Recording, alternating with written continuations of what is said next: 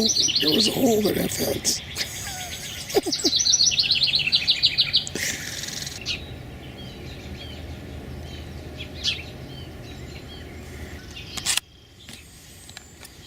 We're going to have us a little chop right here. These are elephant garlic scapes. Look at that. Yeah, there's another one. There's another one. We're going to have some for breakfast. Let's see if I can hold this camera and chop it at the same time. I don't know if I can. There, I'll put my finger on it like this. There. This is for breakfast this morning. I'm going to fry this stuff up with eggs. I'm going to have to put this camera on. Scapes. Got to do this without radishes. Look at that.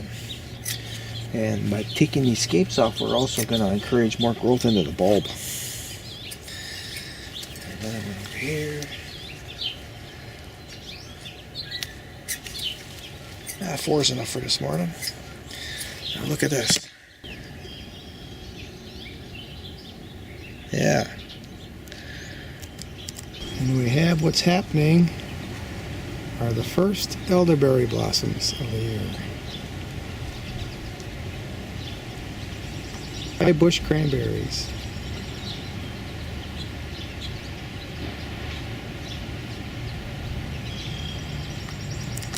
Stunning.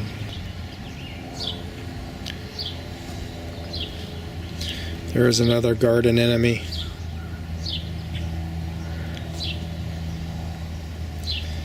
Gonna set a trap. He's gonna get her. Look what I just found for the first time here. There's a bean pod hanging here yet. It's July 11th or June 11th for crying out loud. I'm gonna go ahead and grab that, see what kind of beans are in it. If they're good, I'm gonna plant them someplace. See what happens. So let's see just what's in here. Yeah, look at that. Some nice big ones too. Ooh, that one's shot. That one's shot. I don't like planting if they get blemished like that, but these two.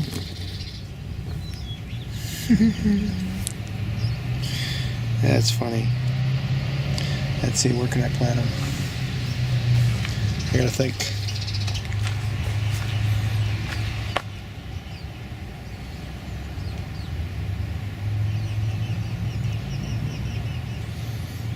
Yep, we're going to plant them in our main crop garden number 6, otherwise known as our composting area. We're going to have a chira growing here. See, it's already popping up big time. So we'll plant them. We'll plant one right here. This is the biggest one. It'll kind of be in the sun right there. We got a lot of beans over there, so let's go this way. We'll put one in front of this one. So if these beans sprout, they're going to grow up these achiras. We'll see. Alright, we're going to be having kiwis.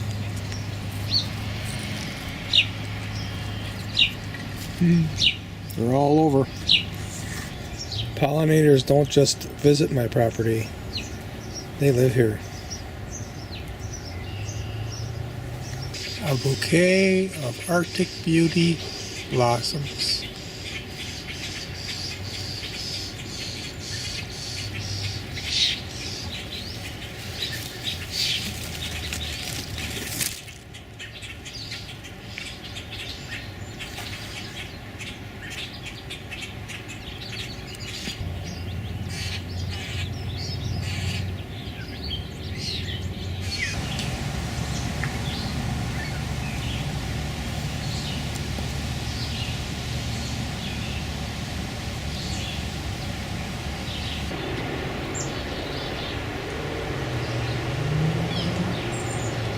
This is a hugel culture gone wild.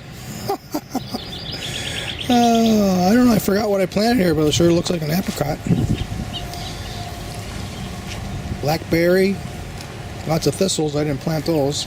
There's blueberries in here, gooseberries in here, sea berries in here, and a honey locust at the end, on the shade side. Yeah, many blackberries in here, lots of gooseberries. I will come through here and pull all the jewelweed out of here when it gets a little bigger. Thistles all let happen because the goldfinch likes to eat the seeds. Yeah. Permaculture gone wild.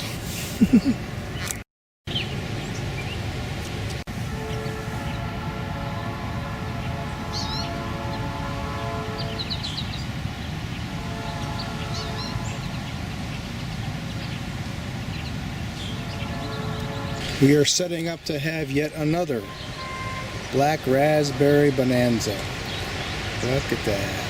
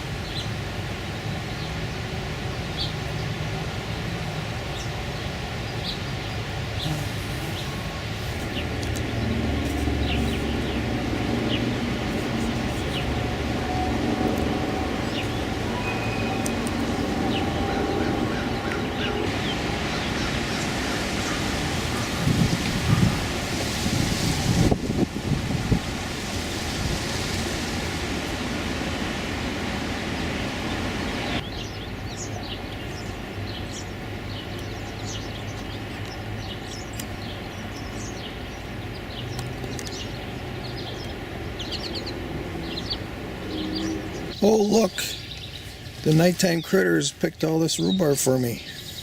Isn't that nice of them?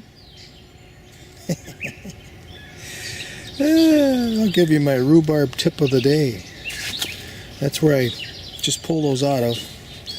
This is it's one of those red varieties. It might be Canada red, I'm not sure. It could be a Victoria too. But I've got these planted interspersed through my food forest. There's the leaves right there. There's one back in there too. You can just see it right in there. And come over here. We got all kinds of them over here. See, I've already been yanking on that one already. But these plants that are a little bit more sunny,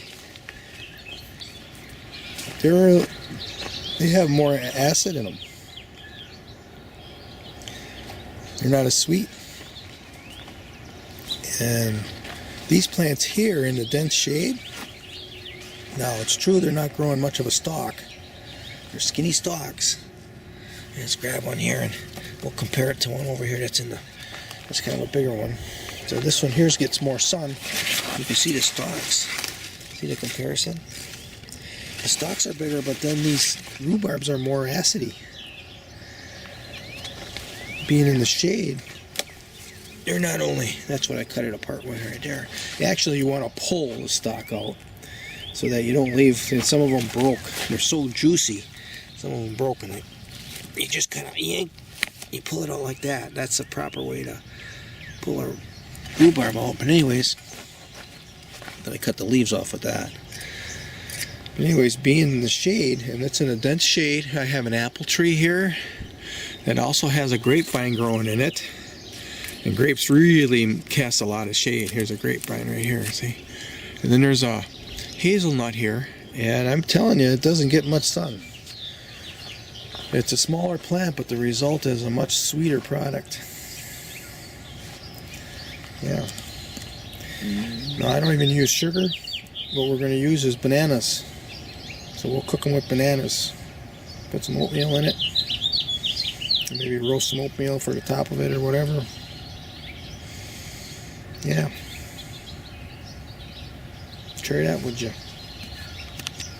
And one other thing. I'm not a scientist. I'm not testing any of this stuff out. I don't know for sure. But I think by picking it early in the morning before the sun comes out, they're even sweeter.